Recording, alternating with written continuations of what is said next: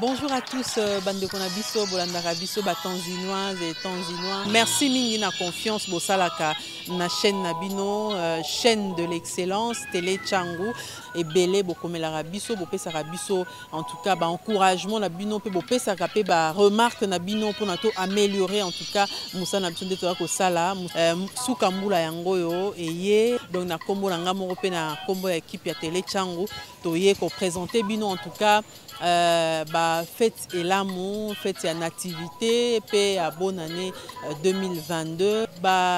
Veu na biso penza ya makasi to banda yango na Fabien Kuswanika yemoko oyo azali ko kamba biso nyonso na kati ya Télé Tchangou en tout cas tika ita année 2022 ezala année moko ya malamu penza o kende liboso nzambe batela yo pe na libota na yo mobimba to pesi pe tanzinois et tanzinoises nyonso en tout cas veu ya makambu ya malamu ebele et comme la bino toyebi que booti ko traverser surtout bino penza bozaki frappé na Covid-19 oyo mais nzambe aza na bino makambu na bino kende liboso biso équipe ya Télé Tchangou toza toujours wana pona kosala la bino ko pesa bino information oyo awa ezali koleka na Kinshasa et bande ko belé batuna ranga pe ko soutenir biso lolenge nini numéro na biso pe yango wana numéro MPC yango wana bokoki ko soutenir biso pe na nzela wana. En tout cas meilleurs vœux à tout le monde et bonne fête de nativité.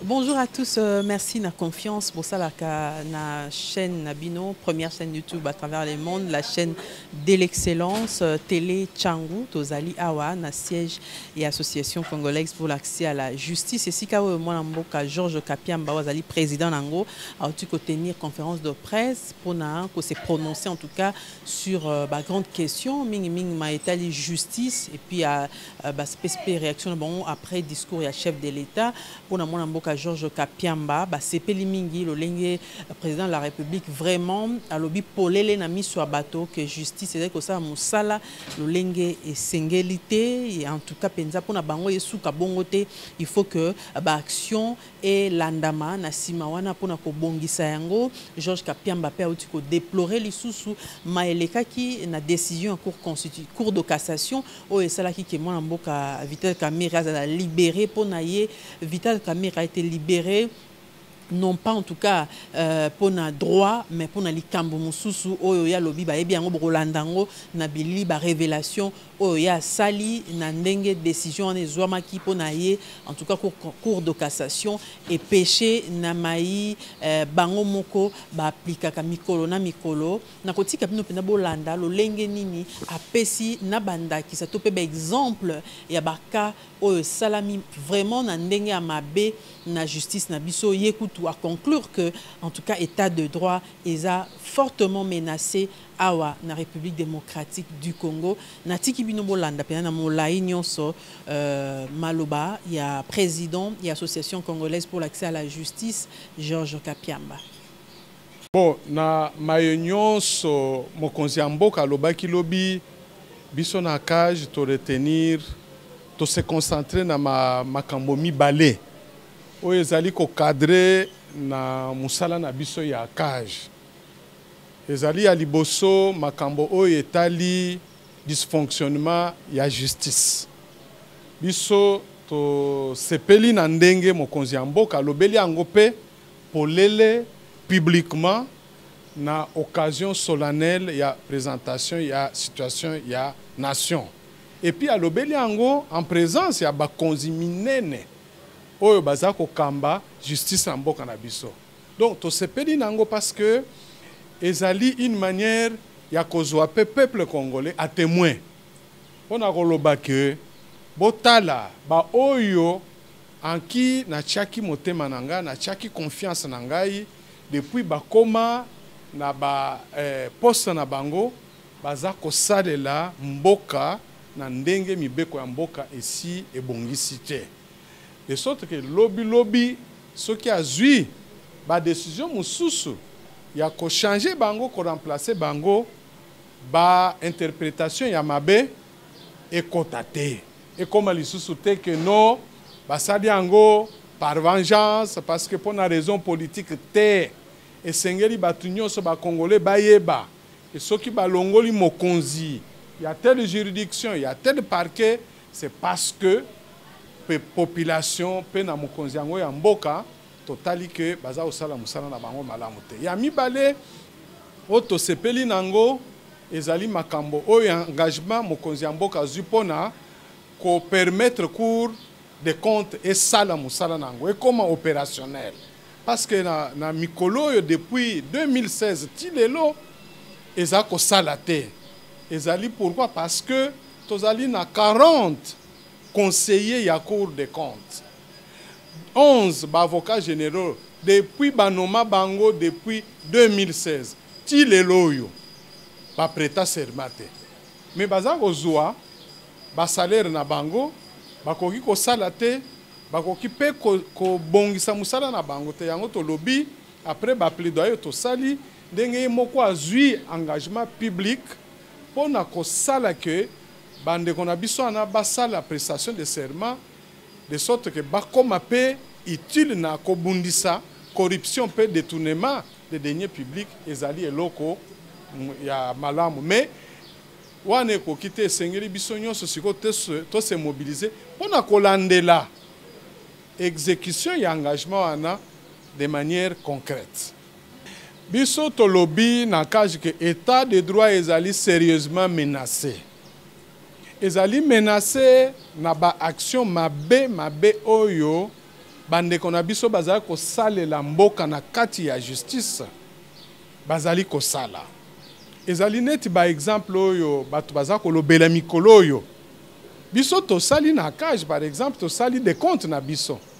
Vous vous rendez compte que sur 147 dossiers au biso to dénombré où ezali concerné ba détournement à deniers publics, ba blanchiment de capitaux, ba corruption, ti lelo depuis 2 ans, il n'y a que 10 décisions, 10 condamnations. Na kati ya 10 condamnations ana, lelo to constaté déjà que batu misatu basi babimi déjà. Mibale babimaki na début année kaka na cadre comment on appelle mesure ya grâce présidentielle. Il n'y a pas longtemps, 2-3 semaines en arrière, mususu pe abimaki lelo yo 4e ezalika ya liberté provisoire sur 10 4 basi babimi. Mais bato babimi wana bafuti bazongisi biloko oyo ya l'état te bafuti bamande te babimi kaka boye ezali mabe ezali ko menacer état de droit parce que sengeli batu bayeba que état de droit n'est pas seulement que ko permettre batu bazala respecter na ba droit na bango mais pe ba droit ya ba population, bonne gouvernance, gestion transparente ya finance publique, lutte contre l'impunité, il y a ba criminel, il y a ba corruption. Ce qui baza ko sale lango malamu te, ça veut dire que état de droit ngo et komikaka slogan creux. Mais biso to lobby to si to lobeli ango plusieurs fois que ba juge ya cour de cassation boyebi ke zali échelon ya likolo ya bato yo bazali na mukumba munene pona mboka ba décision na bango soki botali biso nyonso totalaki depuis au moins les 2 dernières années. Jurisprudence na bango ezali clair. Ezala oye pa na bango pona pourvoi ou bien oye na appel bakoki te kopesa yo liberté provisoire. Bokoki ko vérifier parce que biso tolandela kango systématiquement yango bomonaki que batu nyonso basengaki ba liberté provisoire na cour de cassation bazwaka te parce que ezali jurisprudence mot d'ordre. Doli makambo boyebi plus de 3 fois akotisaka yango batu nyonso o bakotisaka. Pourquoi ezali jurisprudence bien que ezali écrite quelque part mais ezaboye.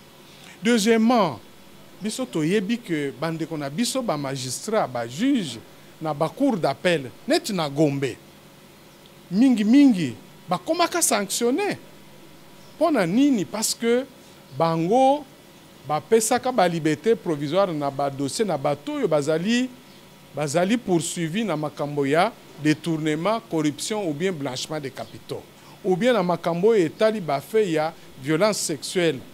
Ezali connu na ba juge nyonso que ceux qui opesi liberté provisoire na ba matière wana ozui likama na bakonzi. Pourquoi? Parce que ezali ba makambo pour lesquels il faut que procédure ekende tina suka.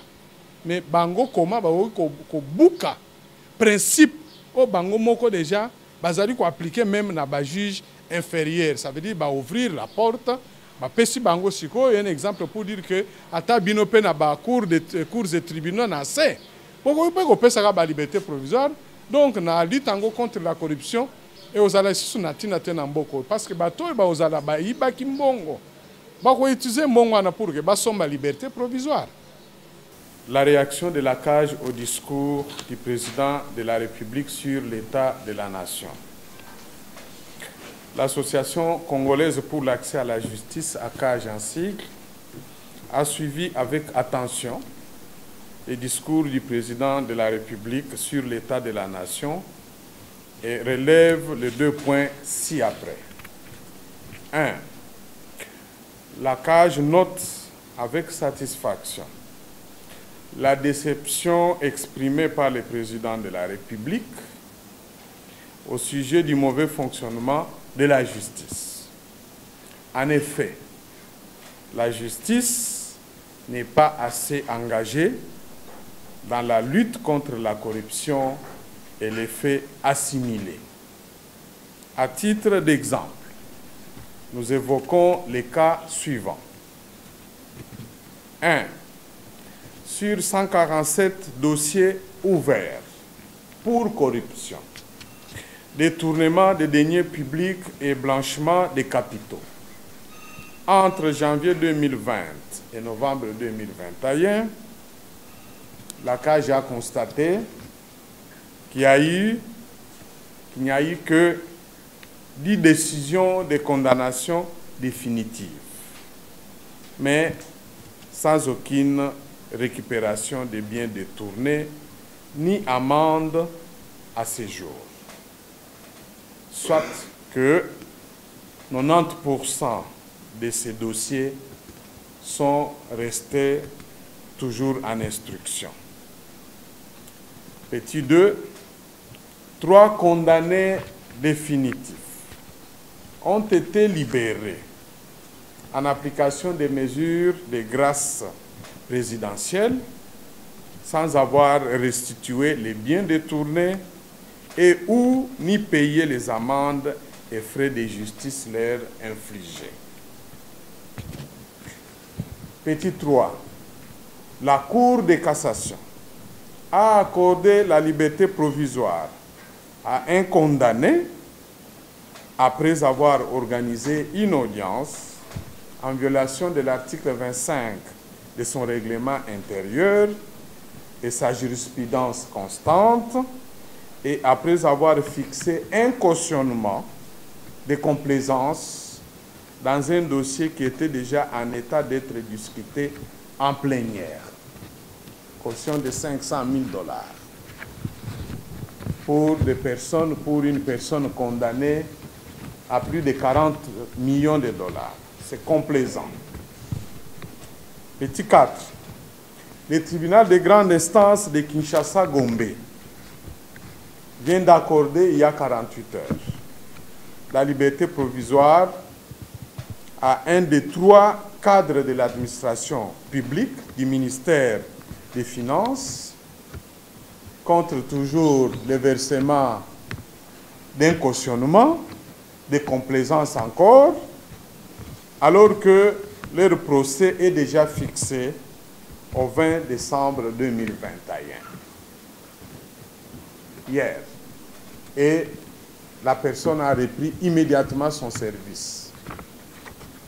L'une des personnes qui était pourtant recherchée, qui était entrée en clandestinité, qui est du reste une femme, est ressortie de sa clandestinité, a repris aussi du service. Dans plusieurs parquet, la CAJ a constaté que plusieurs dossiers sont clôturés par classement sans suite. Des dossiers qui impliquent les faits de corruption, détournement de deniers publics et blanchiment des capitaux. Beaucoup de ces dossiers sont classés sans suite. Et ceux qui leur sont envoyés à ces parquets par d'autres parquets, c'est-à-dire les dossiers que les autres parquets ont eu à instruire, ils ont finalisé, ils ont rédigé même les décisions pour saisir les tribunaux ou les juges compétents. Ces dossiers sont gelés, pour ne pas dire mis au frigo. Il en est de même pour les dossiers de demandes en communication qui subissent les mêmes sorts. Que ce soit des dossiers demandés en communication par des parquets près les cours d'appel, comme par le parquet général près la cour de cassation, qui s'est d'ailleurs distingué en cette matière. Le monitoring de la CAJ a démontré qu'aujourd'hui, beaucoup de dossiers emblématiques, importants, qui touchent aux questions de corruption, détournement de deniers publics, sont régulièrement demandés en communication et quand ça part là-bas, on met au frigo. Petit 6, les enquêtes de la police judiciaire. En cette matière, sont régulièrement stoppées pour assurer de manière subtile l'impunité aux suspects.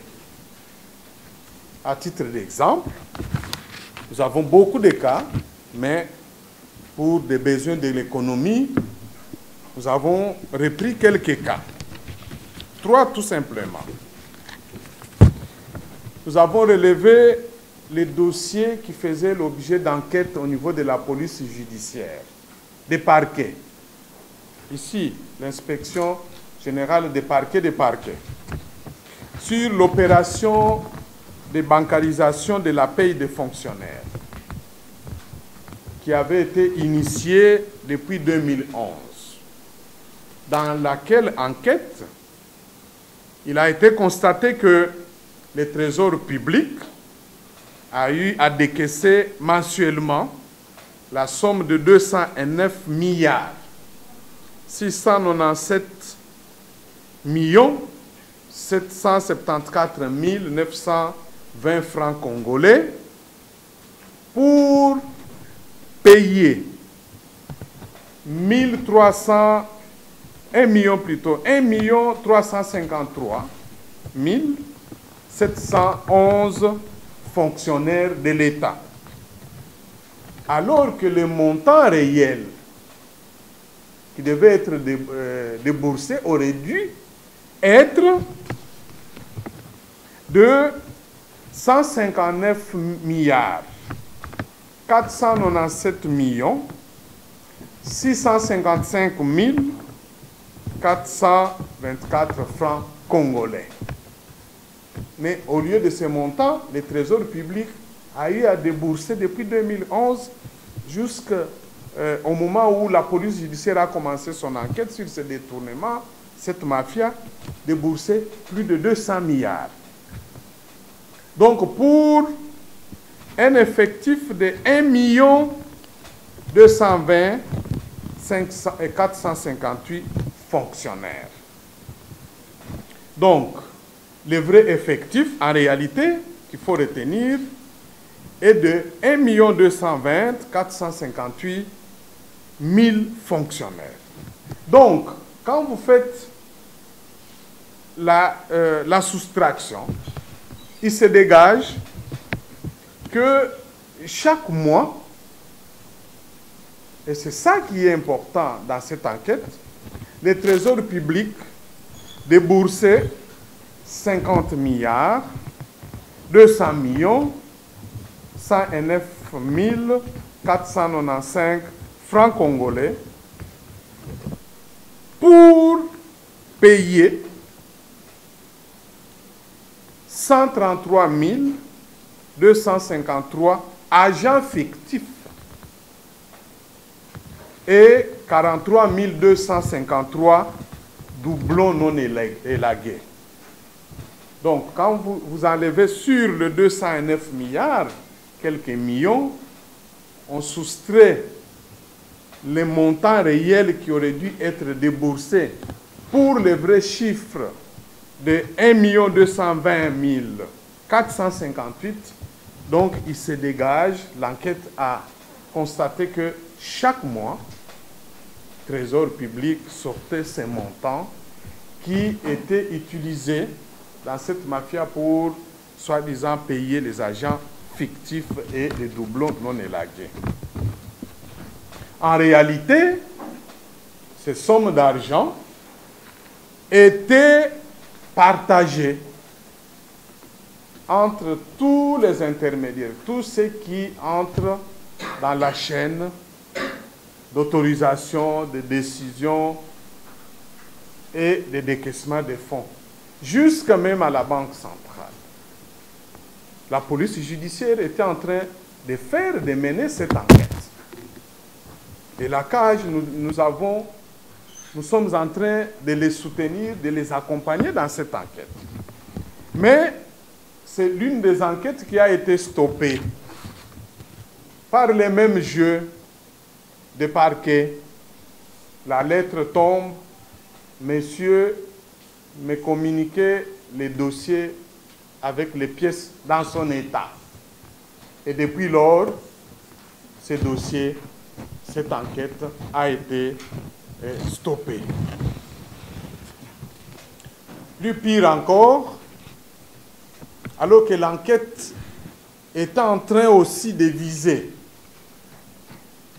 l'implication des 17 banques payeuses qui étaient choisies par leur association, l'Association congolaise des banques, en application de l'accord, du protocole d'accord signé avec le gouvernement congolais pour assurer la paye des agents et fonctionnaires de l'État. Ces banques, en stoppant cette enquête, ces banques n'ont jamais été, même pas sanctionnées sur le plan administratif. D'autant plus qu'elles n'ont jamais présenté tous les rapports sur les opérations de la bancarisation, c'est-à-dire la paye des agents, combien ont été payés, combien nous avons reçu du Trésor public, quel est le solde, combien nous avons gardé comme des reliquats, parce qu'il y a beaucoup de reliquats qui sont collectés par ces banques. Et donc, il est difficile de savoir, voilà pourquoi la police judiciaire avait commencé cette enquête. Mais cette enquête est stoppée à ce jour par la volonté de parquet.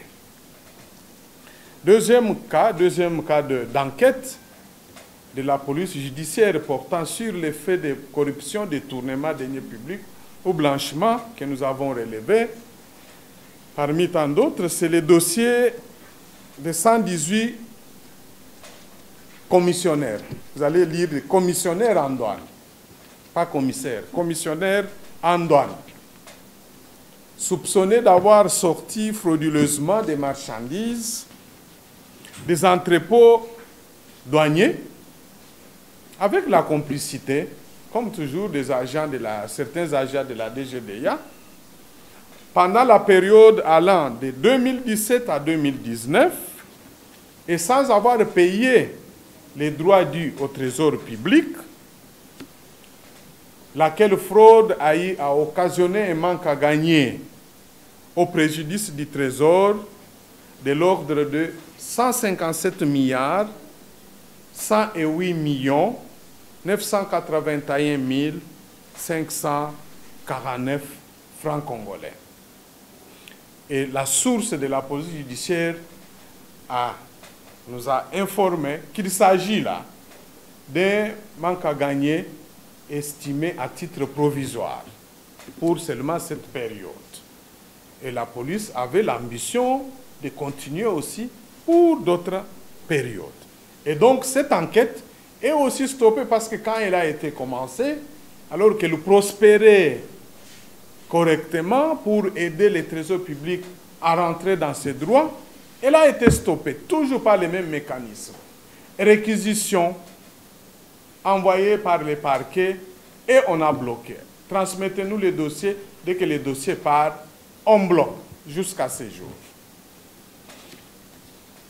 Petit c, en ce qui les concerne, il y a les dossiers de la cession de la gestion par la DGDA de ces entrepôts, notamment à Kasumbalesa et à Kinshasa.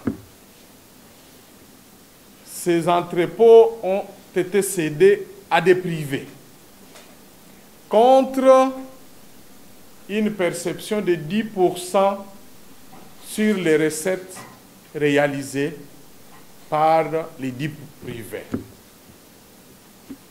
Et cette cession a été faite dans la violation flagrante de la procédure de passation des marchés publics.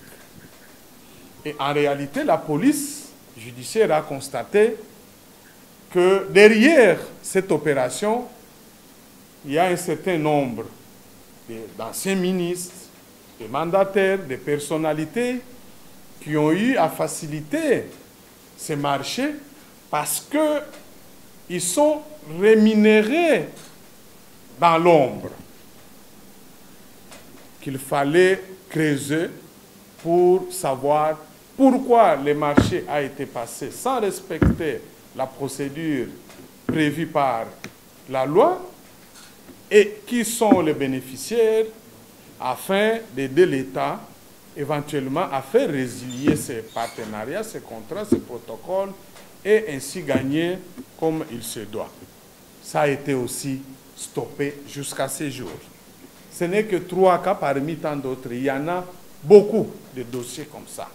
Et nous avons voulu les illustrer pour vous montrer, comme nous l'avons introduit en disant que la justice n'est pas assez engagée dans la lutte contre la corruption. Parce qu'on ne peut pas dire qu'on est magistrat de l'État, payé par l'État, entretenu par l'État, et vous prêtez serment de servir loyalement l'État, et vous permettre de bloquer les enquêtes aussi importantes comme celles-là, qui sont de nature à permettre à l'État d'identifier les mafieux et aider l'État à récupérer l'argent qui lui est régulièrement volé. Et ainsi mettre fin à la culture de l'impunité. Mettre fin à ce fléau qui a fait que plus de 60 ans après, la République démocratique du Congo, pays immensement riche, potentiellement riche, fait partie des pays les plus pauvres au monde. Où les citoyens, comme le président de la République lui-même l'a dit, les citoyens même dans la capitale, sa capitale politique, ne savent pas avoir accès à l'eau potable, à l'électricité, avoir des moyens de transport qui préservent leur dignité. Pourquoi? Parce qu'il y a tous ces gens qui ne servent pas l'État avec loyauté.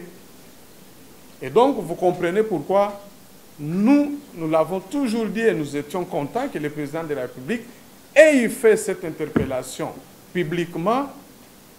C'est parce que ça fait partie de notre plaidoyer que nous n'avons jamais cessé de porter à la connaissance des autorités judiciaires, des autorités politiques de notre pays, mais aussi auprès du président de la République. Et ça a été une très bonne chose. Maintenant, il faut que les citoyens que nous sommes, nous puissions nous mobiliser pour parler à nos compatriotes qui travaillent au sein du pouvoir judiciaire, qu'on en a marre avec la qualité de leur travail. Ils ne travaillent pas bien pour la République, nous devons le leur dire. Ils sont payés par la République, par la conjonction des efforts, des sacrifices des autres compatriotes qui travaillent nuit et jour, des personnes qui sont ici à la cité avec une petite boutique, à la fin du mois ou à la fin d'un semestre, les services de l'impôt arrivent, perçoivent même 50 $ sur un petit capital. Ils contribuent. Mais ces gens-là, quand ils contribuent, ils ont droit aussi à voir, à attendre des autres, de leurs autres compatriotes qui travaillent au sein des autres services, contribuer aussi avec le même engagement, avec la même qualité d'effort. Et donc, la CAJ, nous le disons souvent et nous profitons de cette occasion pour dire que nous interpellons, nous recommandons aux membres du pouvoir judiciaire de se livrer à un sursaut patriotique. Ils sont mis en cause et beaucoup savent que nous avons déjà parlé avec beaucoup d'entre eux, même les plus hauts responsables. Nous n'avions jamais cessé d'attirer leur attention sur le fait que leur travail n'est pas à la hauteur des attentes des peuples congolais. Ils doivent savoir qu'ils sont dans cette fonction, pas pour réaliser seulement leur propre bonheur, leur propre bien ou de leur famille, mais c'est pour contribuer à l'intérêt général, c'est-à-dire à la satisfaction de tous les Congolais, notamment dans les secteurs de lutte contre les fléaux qui sont à la base de la paupérisation du peuple congolais. Donc, il faut qu'ils fassent beaucoup. Deuxième point qui a retenu l'attention de la CAJ dans ses discours, c'est l'opérationnalisation de la Cour des comptes. Nous avons salué l'engagement public du président de la République qui a dit que sous peu, il va s'employer pour faire opérationnaliser la Cour des comptes. Parce que cela a fait l'objet de nos multiples plaidoyers. La CAJ, nous lui avons adressé 2 plaidoyers.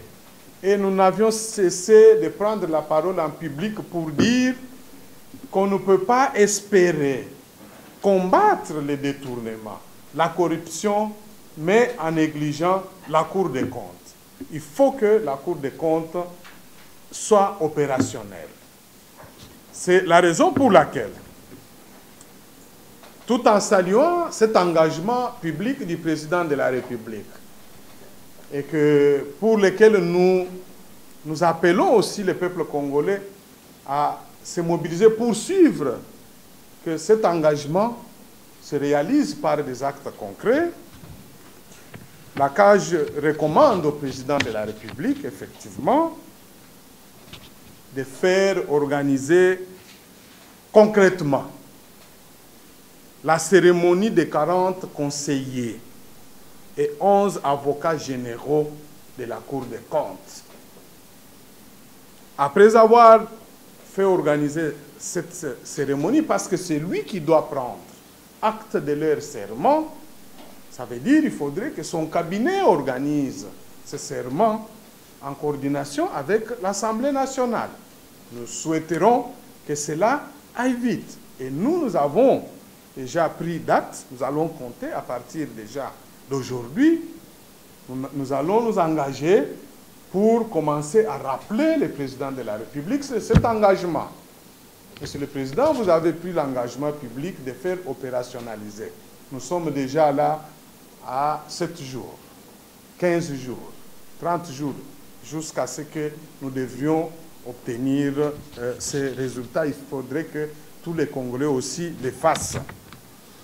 Et après avoir pris ce serment, nous lui recommandons de mettre à la retraite tous les membres de la Cour des comptes ayant totalisé à ce jour 70 ans d'âge ou plus. Ils sont nombreux là au sein de la Cour. Et nous avons la liste. Nous avions même déjà à son temps aussi partagé cette liste.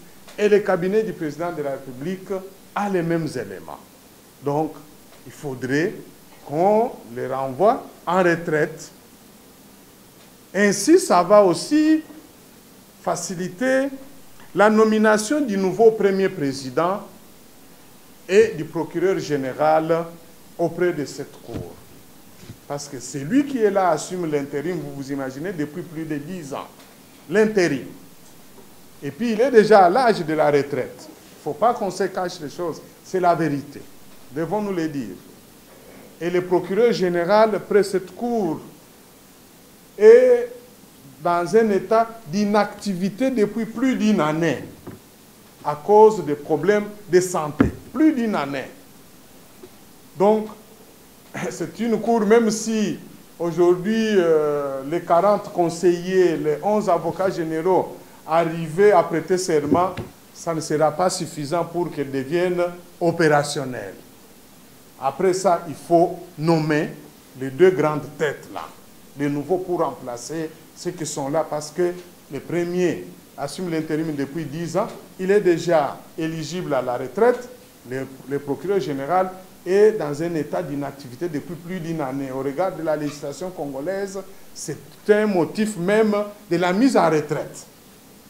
Mais on ne l'a pas fait, parce que les choses n'ont pas bien fonctionné. Après cela, nous considérons que leur nomination pourra contribuer aussi à la mise en place du Conseil supérieur au sein de cette Cour, parce que la loi qui organise la Cour prévoit un Conseil supérieur. C'est le Conseil supérieur qui pourra aussi à son tour faire des propositions de nomination de ce qu'on appelle des présidents des chambres. Parce que nous ne souhaiterons pas que le premier président qui sera nommé vienne lui directement faire des propositions des gens, alors que la loi dit qu'il faut que ce soit le Conseil supérieur de la Cour des comptes qui siège et qui fait des propositions de membres, de ces membres qui pourront être aussi nommés au grade de président des chambres, d'autres qui seront nommés au grade de conseillers maîtres, d'autres au grade aussi de conseillers référendaires, et enfin, pour aussi faire des propositions de ces membres qui devront être nommés au grade de premiers avocats généraux. Donc, vous comprenez que cet engagement à lui seul ne suffit pas. Donc, il y a un grand travail à faire pour lequel, la CAGE, nous avons pris des dispositions pour mettre notre tableau, notre compteur en marche, afin de suivre la mise en œuvre effective de cet engagement du côté du président de la République, et nous continuerons à informer régulièrement l'opinion de l'évolution de cette chose, parce que nous pensons que c'est à ce prix réellement qu'on pourra dire qu'on a consolidé les dispositifs de lutte contre la corruption et les faits assimilés en RDC. C'est bien d'avoir l'IGF. Le chef de l'État lui-même l'a reconnu, que l'IGF fait ce qu'elle peut faire, mais ce n'est pas suffisant parce qu'elle est aussi limitée. Parce que l'IGF ne doit pas être considéré comme remplaçant, se substituant au pouvoir judiciaire. Ses missions sont clairement définies par les textes qui l'organisent. Faire l'audit, les contrôles, et puis adresser des rapports acquis des droits ou à la justice. Et la suite, c'est la justice qui doit prendre en compte les relais.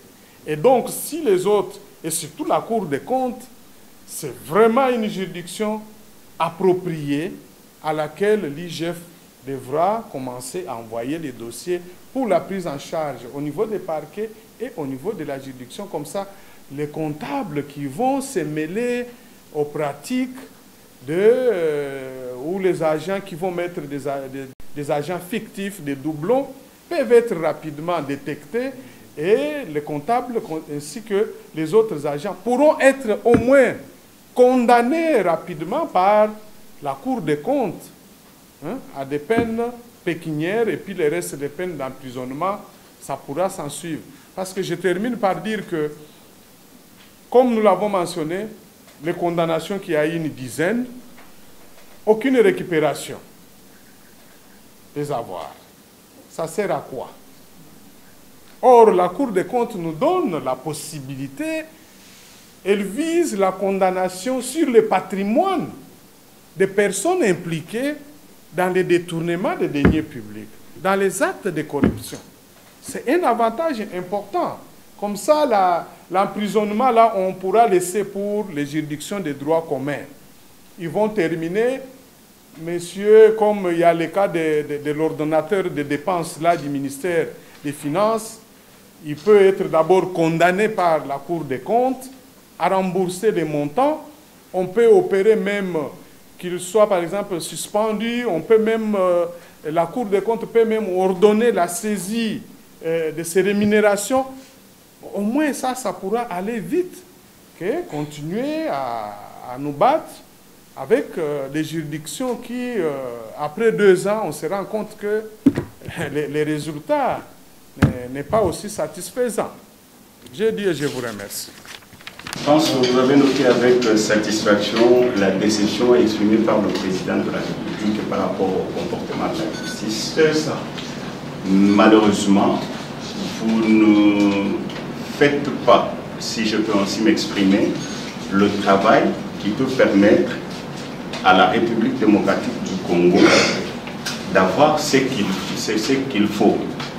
Quand vous vous mettez aussi à vous satisfaire de la déception exprimée par le président de la République, la même déception est exprimée par l'ensemble des Congolais par rapport au comportement de la justice. Accage, en lieu et place, d'exprimer sa satisfaction par rapport aux déceptions ou à la déception exprimée par le président de la République, aurait dû proposer une alternative au président de la République ou au gouvernement de la République, parce que le chef de l'État lui-même l'a relevé. Il a dit que ça fait plus de 10 ans qu'il n'y a pas un concours de magistrats au pays. Erika, vous dites pourquoi la CAGE ne fait pas un peu plus, elle se limite tout simplement à se dire satisfaite plutôt par rapport à la déception exprimée par le chef de l'État. D'abord, nous saluons ça parce qu'il l'a fait publiquement. C'est déjà un bon signe de la part du chef de l'État de parler de ces choses-là publiquement à des occasions solennelles comme celle-là. Ça a un effet important, tant sur le plan politique, mais aussi sur le plan social. Au moins, quand le chef de l'État en parle publiquement, cette interpellation vient porter l'ensemble des plaidoyers et des efforts que les médias, les ONG, les citoyens lambda, nous avons toujours exprimés. Mais comme sa voix est celle qui porte plus, qui est censée être davantage écoutée, c'est une bonne chose et nous devons être contents qu'il ait repris ça. C'est une bonne chose. Ça veut dire que le président a démontré qu'il suit, qu'il écoute ses critiques et qu'il peut aussi, après avoir vérifié leurs fondements, en reprendre, en faire sienne. Donc c'est déjà une bonne chose. Parce que n'oublions pas que nous sommes dans un pays où nous avons été habitués à entendre que non, on ne peut pas parler de ça, ça fait partie des secrets d'État. Mais quand on brise ce silence, le chef de l'État brise son silence, sort de ces carcans-là qu'on a toujours considéré que c'est des secrets d'État, il faut en parler seulement entre les 4 murs avec les concernés, il en parle comme ça. C'est une manière aussi de dire à la population, restez davantage vigilants, regardez comment les choses fonctionnent, dénoncer. C'est une bonne chose. Pour nous, c'est bon. Alors, j'arrive. Je vais arriver. Laissez-moi, je vais arriver. Alors, je comprends votre question. Le chef, vous dites, le chef ne se plaint pas, le chef agit, non? Mais le chef peut aussi faire le constat des faits publiquement pour prendre tout le monde à témoin avant d'agir. N'oubliez pas ça, même nous tous dans la maison, avant d'agir, vous devez quand même informer la personne, ou dans nos services, vous dites, vous faites ça, je ne suis pas d'accord avec ça, la fois prochaine, si vous le faites, je vais prendre une décision extrême. Il faut toujours savoir aussi mettre quelqu'un devant sa conscience pour lui permettre peut-être de prendre la résolution de changer. C'est important. Donc, il ne faut pas voir les choses seulement sous la dimension de considérer que non, c'est un aveu d'échec de la part, bien sûr. On peut considérer que c'est un aveu d'échec. Pourquoi? Parce que nous savons que depuis qu'il est là, le président a opéré certaines nominations. On se rend tout simplement compte que les nominations qu'il a faites n'ont pas permis à résoudre les problèmes du fonctionnement optimal de la justice. Surtout son engagement dans la lutte contre la corruption. Parce qu'aujourd'hui, lutte contre la corruption, c'est ça, ce qui mobilise davantage les Congolais, parce que les gens ont compris que nous nous sommes fait tromper pendant longtemps en nous faisant distribuer les 10 makuta ou des francs, 5 dollars, par des gens qui en réalité sont des mafieux qui ont confisqué toute la caisse de l'État.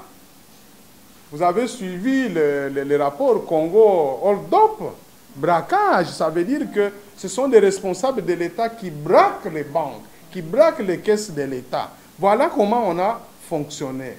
Et donc la justice a un rôle important pour aider les pays à éviter qu'à l'avenir, dans les 5-10 ans à venir, nous puissions encore enregistrer les mêmes types de faits de Congo Hold-up notamment.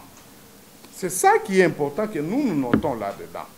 Alors, moi je crois que ça serait versé dans des polémiques inutiles, de vouloir tout simplement dire « Ah, mais bon, il a fait cette dénonciation publique, il aurait dû seulement agir. » Non. Pour nous qui voudrons, qui sensibilisons la population pour l'éveil national sur ce genre de faits, nous trouvons ça comme une occasion propice pour dire aux gens, mais vous dormez pourquoi? Vous n'avez pas entendu que même le chef de l'État en a parlé. Vous craignez quoi de dénoncer? Mais le chef de... Donc, c'est ça qu'il faut noter comme élément positif dans cette interpellation publique. Et nous sommes contents parce que nous avions toujours voulu cela. Alors, le chef de l'État, vous dites, que pensons-nous par rapport aux solutions qu'il a proposées? Bon, nous, quelles sont les solutions? Les solutions sont les mêmes, nous partageons les mêmes solutions qu'il a proposées, qu'il a annoncées. Mais cependant, nous disons que s'agissant du concours, tout en étant un des éléments de solution, nous pensons aussi que il faudrait d'abord que ceux qui sont là, qui sont à l'œuvre déjà, fassent preuve quand même d'engagement, fassent preuve de volonté d'agir. Parce que si déjà les 2000 ou les 3000 qui sont là ne font rien, même s'il arrivait qu'on ajoute 500 000 aujourd'hui, est-ce que vous pensez que c'est seulement les nouveaux là qui vont donner une impulsion? Ça ne marchera pas. Donc nous devons être prudents pour dire oui, c'est une bonne solution, un des éléments de solution, mais pour le moment, ce n'est pas ça ce qui est urgent. Ce qui est urgent, c'est que ceux qui sont là, les plus hauts responsables, se mobilisent. Est-ce que vous trouvez normal que sur 147 dossiers, qu'il ne puisse y avoir que 10 condamnations? Et sur les 10 condamnations, là, si je reviens à la question qu'elle a posée, nous avons déjà 3 qui sont sortis en application des mesures de grâce présidentielle. Sur 10. Il y a le 2 là, l'ancien DG de l'OVD, le DG de Soko, que j'ai suivi même, un des Congolais de province, rappeler tout ça aujourd'hui dans une émission que dans laquelle j'étais intervenu sur Radio Okapi. Donc, vous comprenez que les Congolais s'approprient de plus en plus la gestion du pays. Parce qu'il a évoqué ça. Lui appelé de Luisa. Il a même donné l'exemple, il dit, mais comment voulez-vous que nous soyons satisfaits quand nous qui sommes ici à Luiza, on arrête quelqu'un parce qu'il a volé des maniocs dans un champ. On les met en prison, on les condamne. Il subit sa peine, il purge la peine jusqu'à la fin pour les maniocs. Mais quelqu'un qui a pris l'argent de tous les Congolais, lui, il peut entrer, il y fait quelques mois, une année, 2 ans, et puis on dit il bénéficie de la mesure de la grâce présidentielle.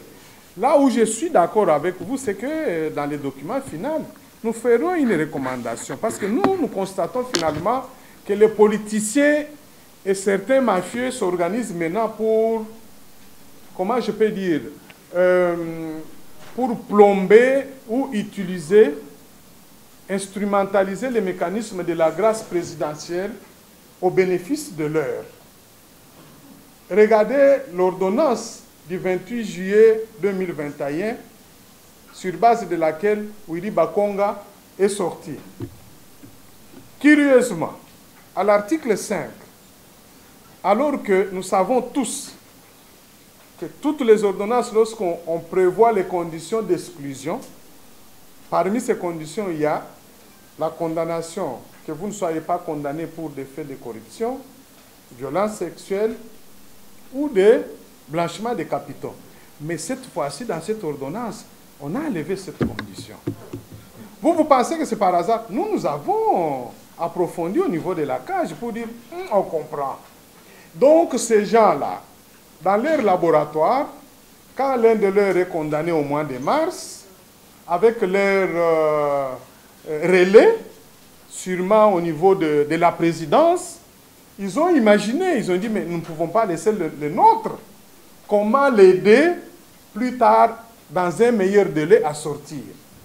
Ils ont dit, non, nous sommes au mois de mars, mais chaque 30 juin, le chef de l'État fait un discours à la nation. Et dans les pratiques, à cette occasion, il accorde toujours le pardon à quelques condamnés. Qu'est-ce que nous pouvons faire? Soustrayons, ne mettons pas dans les conditions d'exclusion, condamnation pour blanchiment de capitaux comme ça, l'un de nous pourra, le moment venu, en bénéficier. Vous voyez comment ça fonctionne, les laboratoires. Donc, nous devons être prudents. Et nous ferons notre plaidoyer pour dire au président de la République, dire à la ministre de la Justice que la cage, nous voudrons que désormais, qu'il soit pris soin à l'avenir, parce que nous savons aussi qu'au mois de décembre, généralement, non, il y a souvent aussi des mesures de grâce, non? Donc attendez-vous à ce que même les peu qui sont restés là, si on ne fait pas attention, donc nous devons anticiper maintenant pour frapper, pour dire, est-ce que c'est nécessaire d'ailleurs que le président de la République, chaque 30 juin, chaque 31 décembre, qu'il puisse toujours accorder des mesures de grâce? Et on commence à dire, non, c'est pour désengorger les prisons. Donc, vous ne voulez pas construire des prisons parce que vous voulez que les gens, quand ils entrent là-bas, vous puissiez utiliser les motifs de désengorgement pour les sortir. Donc, c'est un combat dans une société d'état de droit. Vous et nous devons ouvrir les yeux et en parler pour dire qu'aujourd'hui, les mesures de grâce présidentielle ne sont plus nécessaires.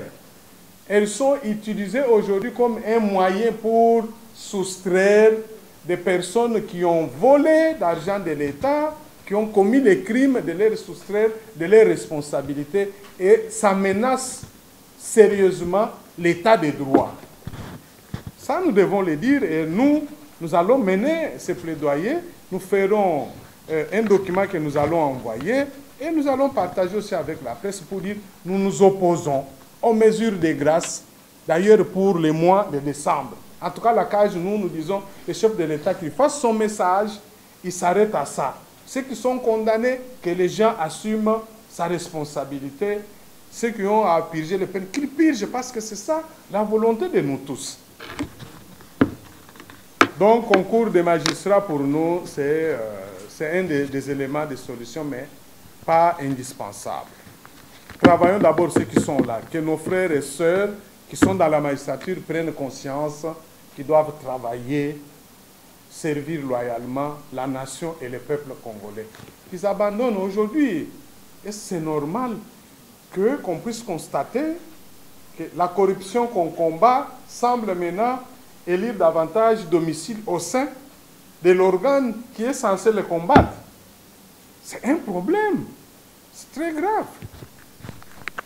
Parce que toutes les libertés provisoires là sont négociées. C'est connu de tous. Ce qui est mentionné sur les ordonnances, ce n'est pas nécessairement ce qui a été payé.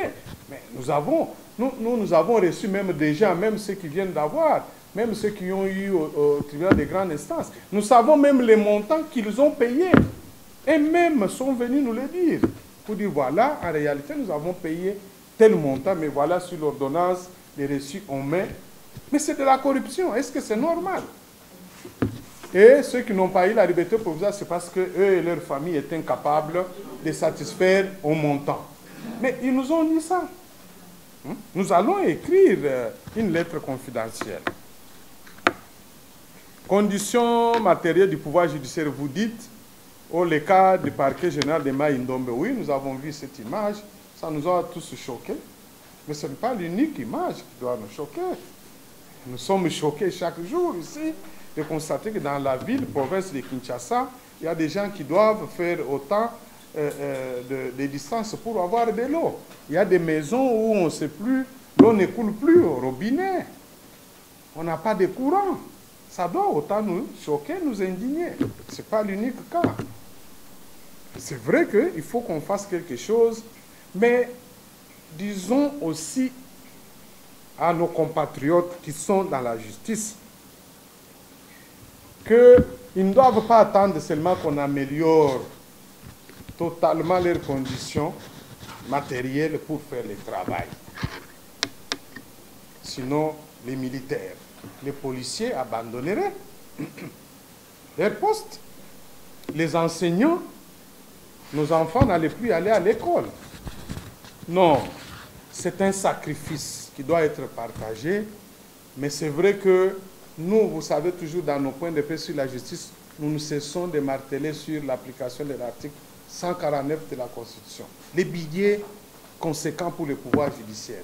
Mais nous ne pouvons pas encourager les gens à dire nous croisons les bras, nous encourageons la corruption, le détournement, les gens qui sont arrêtés pour avoir détourné l'argent de l'État, nous les libérons parce qu'ils nous payent des miettes, parce que nous attendons l'amélioration des conditions matérielles. S'il vous plaît, non.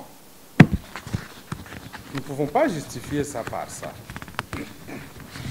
Il y a des choses qu'ils doivent faire, qui ne demandent pas de moyens, qu'ils ne font pas. Depuis 6 mois, le gouvernement a demandé que les parquets créent des sections de répression des crimes, de corruption, de détournement de deniers publics au sein des parquets. Ça demande tout simplement de signer une décision. La CAJ, nous avons fait, on a même publié des documents. Nous avons organisé pour eux des réunions de Guinée, aller même dans leur bureau pour dire, mais nos frères et sœurs, ça ne demande pas l'argent. Créer et puis demander les moyens au gouvernement par après. Mais vous ne le faites pas. Dites-moi, vous voulez quoi? Donc les statu quo, c'est la raison pour laquelle l'une des solutions que nous soutenons, c'est dans ce que le chef de l'État dit, la réforme qui sous-entend de mettre l'homme qu'il faut à la place qu'il faut. Parce que l'homme qu'il faut là, il ne faut pas avoir seulement la compétence, l'engagement personnel, la disponibilité à travailler, accepter de travailler dans les conditions que comportent les postes. Vous voulez devenir militaire, mais vous devez savoir que être militaire, ça comporte des conditions difficiles. Dormir dehors, vous n'allez même pas fermer les yeux. Vous devez être debout, faire des patrouilles. Il ne faut pas que vous allez là-bas, vous dites non, je suis militaire, mais on ne me donne pas de lit, donc je ne travaille. Non, ne dites pas ça. Vous allez au combat, vous dites non, moi je pensais qu'il fallait travailler pendant une semaine et puis rentrer pour les repos. Ce n'est pas ça. Donc, chacun en s'engageant, c'est pourquoi il est là-dedans. Comme on avait toujours dit, mais vous vous engagez comme défenseur, vous prenez aussi les risques. Et aussi ont accepté de prendre des risques. Faisons des pressions sur eux. demandons, dans le cadre de placer l'homme qu'il faut à la place des faux, qu'il faut qu'on enlève ceux qui ne sont pas disponibles aujourd'hui pour travailler, pour les biens communs. On leur dit, mesdames, messieurs, allez faire autre chose. Et puis on nomme d'autres. Il y a quand même beaucoup d'autres magistrats qui sont disponibles. Crévis Opinion Info, puis du silence du président de... Bon, vous savez, en matière de discours du chef de l'État, quand vous lisez la Constitution n'impose pas des matières sur lesquelles le chef de l'État doit aborder. Il est le seul qui choisit, qui considère que ça, c'est important pour l'état de la nation, et ça, ce n'est pas important. Donc, vous savez, l'état de droit, c'est aussi ça, savoir respecter les limites des fonctions des autres. C'est vrai qu'il y a beaucoup de Congolais qui auraient bien souhaité l'entendre dire, par exemple, j'enjoins le gouvernement à prendre des mesures pour supprimer la taxe RAM. Nous, la CAGE, au vu du rapport de l'ECOFIN de l'Assemblée nationale, nous avons appelé à ça. Nous allons écrire, nous associons à cet appel général pour la suppression de cette taxe. D'autant plus que nous avons appris que ces recettes ne sont inscrites dans aucun titre de budget. Parce que nous combattons la mauvaise gouvernance. Parce que nous disons qu'il faudrait qu'il y ait le partage équitable des ressources naturelles, des ressources en général de l'État. Mais nous ne pouvons pas comprendre, encourager qu'il y ait un groupe d'individus, des Congolais, soit-ils, qui puissent, eux, capter des recettes au nom de la taxe RAM, justifiées comme ils veulent, mais utiliser ça à leur bon gré. Non. Quand vous percevez une taxe, des recettes, en utilisant votre fonction publique, vous devez savoir que les lois vous obligent de respecter la procédure. Et cet argent, parce que vous le recevez, vous le percevez en utilisant la puissance publique, l'autorité que les citoyens vous reconnaissent, mais leur utilisation doit répondre aux critères de transparence. Ce n'est pas comme nous avons entendu là que c'est placé sur les comptes de l'ARPTC et que seul le président de l'ARPTC a le pouvoir d'ordonner sur ces comptes mouvementés. Non. Même nous, la CAGE, nous sommes contre cette approche. Ça, c'est une violation flagrante des règles de la bonne gouvernance. Parce que le chef, je ne sais pas comment on l'appelle, le président de l'ARPTC, mais c'est un fonctionnaire de l'État. Il est soumis aux mêmes obligations. Il a les mêmes droits et soumis aux mêmes obligations que tous les autres fonctionnaires. Comment voulez-vous qu'un agent de la DGDA qui perçoit dans son secteur soit tenu de rendre compte, mais celui de la RPTC ne peut pas le faire? Et on pense qu'il ne peut le faire qu'à l'endroit de son ministre, non, ou de son gouvernement. Moi, je crois que pour ça, nous allons continuer les plaidoyer pour deux choses. Soit, comme nous avons parlé avec les membres de la commission ECOFIN, qui ont fait une bonne proposition. Ils ont dit, voilà, parce que vous avez déjà perçu, vous dites l'argent est sur les comptes. Nous allons inscrire ces recettes-là dans le cadre des recettes générales de l'État. Ça veut dire que ça doit aller automatiquement sur les comptes de trésor. Alors à ce moment-là, il faut trouver comment accomplir les modalités avec la DGRAD, de sorte qu'au retour, parce que c'est vous qui avez perçu, on vous rétrocède les 5% comme on le fait pour tous les autres services. Est-ce que c'est mauvais ça? Parce qu'ils disent que c'est pour appuyer la gratuité. Les membres de la commission ont dit, OK, nous sommes tous d'accord qu'il faut trouver des solutions innovantes pour soutenir la gratuité. Mais maintenant, vous percevez, vous êtes service percepteur. Vous ne pouvez pas à la fois percevoir et gérer. Donc, on doit mettre en place des modalités qui vont permettre que vous vous assurez tout simplement la perception, mais l'argent va aller directement sur le compte, notamment du Fonds national pour le soutien de l'enseignement. À ce moment-là, on change aussi la gestion de ces fonds parce que ce sont tous les citoyens qui contribuent désormais par leurs sacrifices.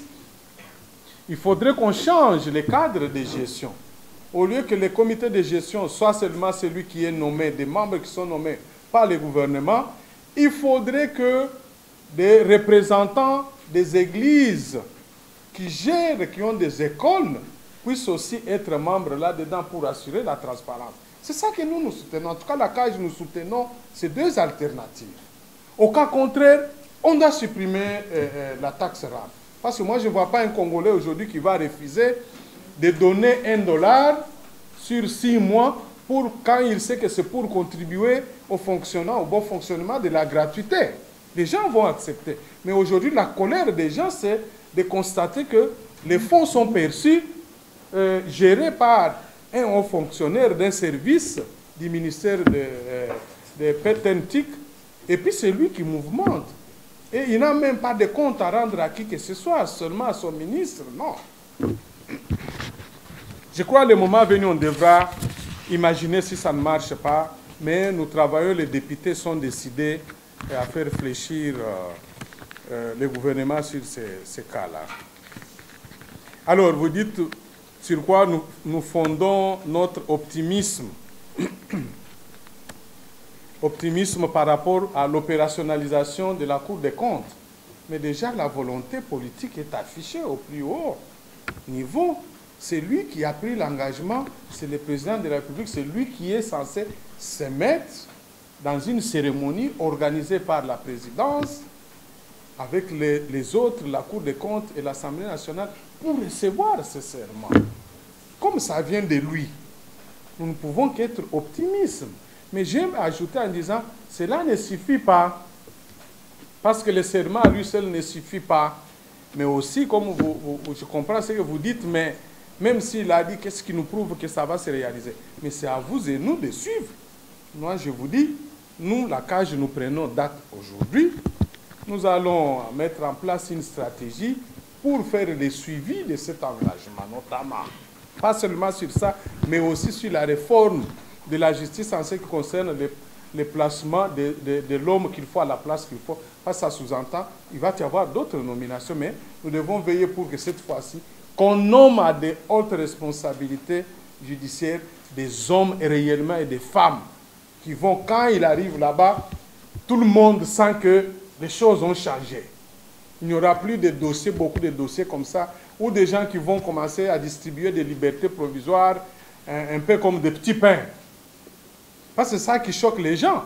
Ils disent, mais on commence à libérer les gens comme une distribution de petits pains. Mais on les donne seulement à des gens qui ont des mains sales. Alors, une question peu embarrassante. Comparaison que nous faisons du fonctionnement de la justice entre le régime Kabila et le régime Tshisekedi. Au vu de ce qui se passe. Bon, notre constat est amer. Parce que sur 147 dossiers que nous avons dénombrés, 10 décisions. Sur les 10 décisions, nous avons 3 qui sont sorties à peine 1 année, 2 ans, sur base des mesures de grâce présidentielle. Vous savez, vous allez entendre d'autres juristes qui vont dire, mais c'est la loi, c'est l'état de droit, c'est leur droit. J'ai suivi les gens qui m'ont attaqué pour dire que nous nous opposons, nous dénonçons la liberté provisoire de la Cour de cassation. Ils disent que c'est par haine. Mais moi, j'ai dit par haine par rapport à quoi? Nous perdons des fois le bon sens dans ces pays et notre sens même de patriotisme. Finalement, on se rend compte que les gens se contentent seulement de leur confort, de leur proximité avec X, Y, et des avantages éventuels qu'ils peuvent tirer de leurs relations. Mais c'est des gens sans idéal citoyen. Moi, je leur dis ça. Il faudrait qu'ils suivent. Parce que moi, je ne peux pas comprendre que quelqu'un, vous êtes juriste, vous puissiez soutenir qu'une cour de cassation qui, durant les 2 dernières années, n'a jamais accordé la liberté provisoire, qui a toujours refusé de manière systématique les libertés provisoires aux personnes qui la saisissent, soit par pourvoi, dans le cadre de pourvoi, ou dans le cadre de l'appel en matière pénale, qu'on puisse tenter aujourd'hui de justifier un cas isolé comme celui-là, et surtout un cas qui touche à des faits qui sont considérés aujourd'hui par les Congolais comme des faits extrêmement graves, parce qu'à la base de la paupérisation de tout le monde. Non, mais moi, je crois que il faut qu'on s'indigne devant ce genre de raisonnement des intellectuels qui veulent minimiser, banaliser le travail que beaucoup de gens ont fait. Comment les gens sont morts dans ce pays pour tout simplement obtenir que les choses changent. Et les sangs, les morts, tous ces gens-là, on peut comme ça, on ferme les yeux, on dit non, non, non, non, non, non, non. La justice est indépendante, elle pouvait le faire parce que c'est prévu, mais pourquoi tout ce temps ici, elle n'accorde pas? Elle n'accorde pas pourquoi? Eux, les messieurs de la Cour de cassation, peuvent-ils expliquer à l'opinion, dire par exemple dans le dossier de Doli Makambo, qui a demandé la liberté provisoire plus de 4 fois, alors que sur les lits de l'hôpital, on ne lui a pas accordé. Kayonga, qui était arrêté, le monsieur de l'antifraude au Kivu, qui a été condamné par la cour militaire, qui a demandé plus de 4 fois. Pourquoi on ne lui a pas accordé? Il y a les politiciens qui avaient été tabassés à son temps par les éléments de la garde présidentielle, l'opposant, hein? Frank Djongo. Vous vous rappelez, il était dans quel état devant la cour? Ils avaient demandé la liberté provisoire. Pourquoi la cour de cassation ne le lui avait pas accordé alors qu'il était mourant? Non. Alors, mais nous disons que la cour a péché parce que d'abord, l'audience, parce que vous le voulez, l'audience qui a permis à ce que la requête soit traitée a été tenue un vendredi. Alors que le règlement de la Cour de cassation, son article 25, dit que les audiences en matière de dossiers de cassation ou d'appel doivent se tenir le lundi. Quelle était l'urgence qu'il y avait pour mettre ça vendredi?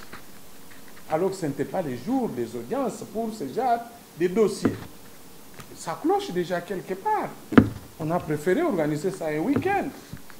Pourquoi pas avoir attendu le lundi?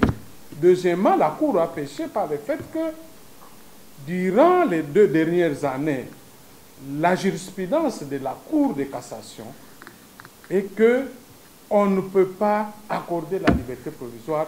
Toutes les demandes qui ont été formulées, notamment par les cas que nous avons cités, Doli, Makambo et consorts, ont été rejetées.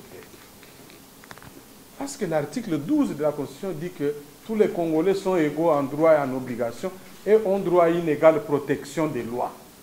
Comment voulez-vous qu'on puisse protéger plus les uns et pas tous les autres?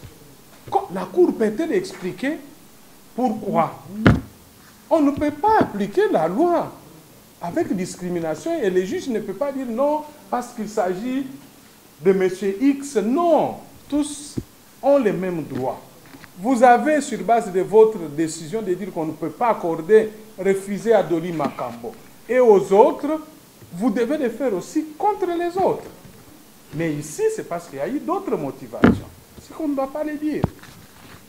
Enfin, nous vous informons que le dossier était déjà en état d'être délibéré.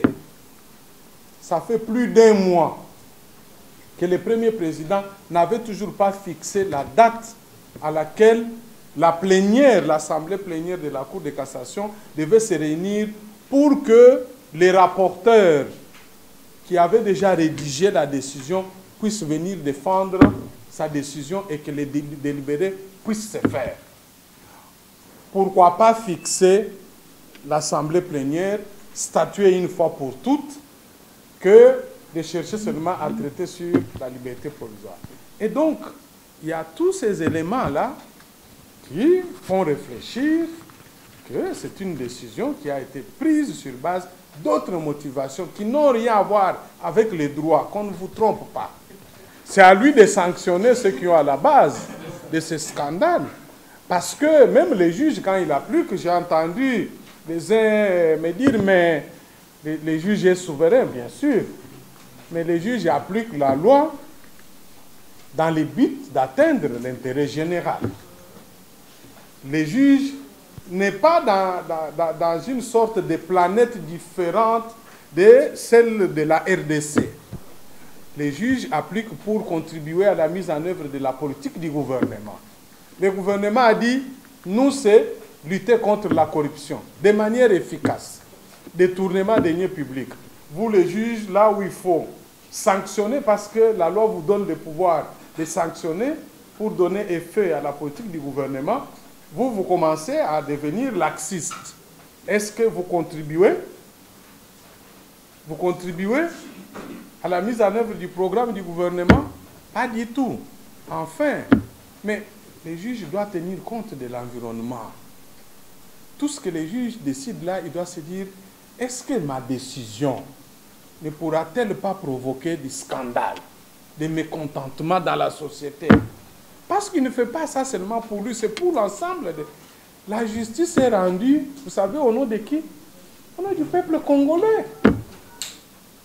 Mais est-ce que nous, au nom de quelle cette justice est rendue, sommes-nous d'accord, contents, oui ou non? Nous constatons que non, on n'est pas contents. Alors nous devons le dire pour dire, vous, messieurs et dames de la justice, vous rendez cette justice au nom du peuple congolais, mais vous ne la rendez plus comme il se doit. Parce que toute décision, lorsqu'elle est rendue, il faut qu'on sente réellement qu'elle a servi les droits et qu'elle est conforme aux aspirations de la population.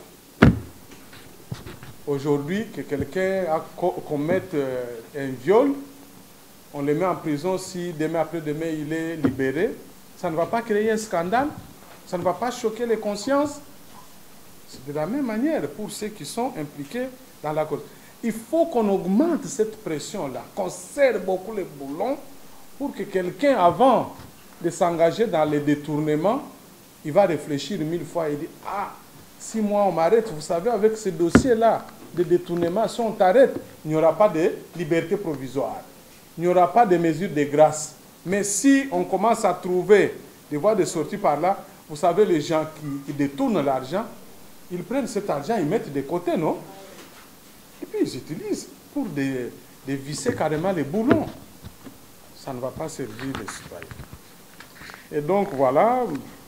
Bon, que reste-t-il de l'état des droits? Vous savez, l'état des droits, un état des droits dans lequel les droits des citoyens ne sont pas protégés, un état des droits dans lequel la corruption n'est pas sanctionnée, les détournements ne sont pas sanctionnés, les blanchiments ne sont pas sanctionnés, c'est un état de droit, hein, comme un peu de slogans creux.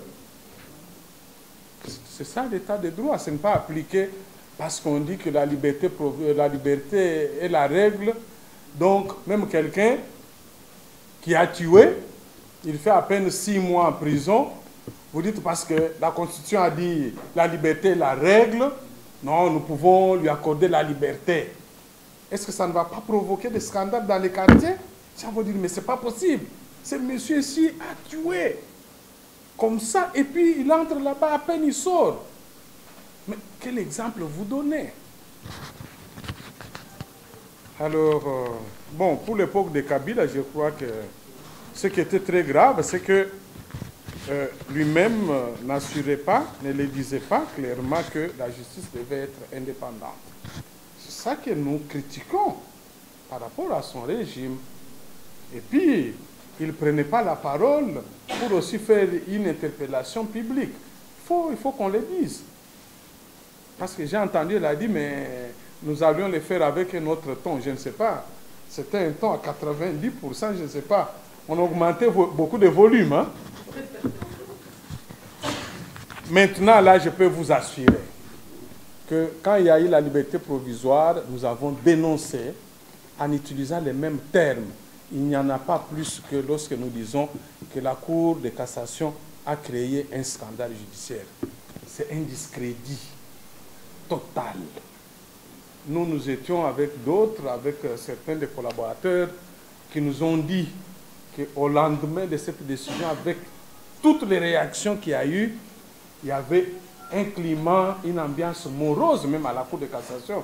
Il y en a qui ne sont même pas allés au travail parce qu'ils craignaient. Ils disent, ah, on ne sait jamais, une manifestation brusque, on va venir nous tabasser ici. Donc vous sentez, ça c'est déjà bon, que les gens se sentent aussi vulnérables à ce point pour dire, ah, par notre décision, nous risquerons un jour de nous faire tabasser. Hein. Vous savez, la punition populaire est dangereuse. Hein? Ah, il faut qu'ils fassent très attention. Hein? Parce que quand les gens sentent que vous, dans votre bureau, là, vous complotez contre eux, ah, c'est votre problème. Donc, le discours n'a pas mentionné l'escroquerie bancaire. Bon, c'est le chef de l'État lui-même qui a choisi les thèmes à aborder. Hein. Que dites-vous de ceux qui disent que c'est un discours artificiel, des phares? C'est ça. Pardon? Bon, moi je ne sais pas, hein, chacun a ses opinions, moi c'est pas ça mon avis. Pourquoi? Parce que je considère qu'il y a des points sur lesquels nous attendions que le président s'exprime. Il s'est exprimé notamment sur les dysfonctionnements de la justice, sur l'opérationnalisation de la Cour des comptes, lutte contre la corruption, l'insécurité à l'Est. Nous considérons que pour nous c'est bon. Et surtout le fait qu'il ait reconnu les dysfonctionnements dans la mise en œuvre des projets à caractère social. C'est bon.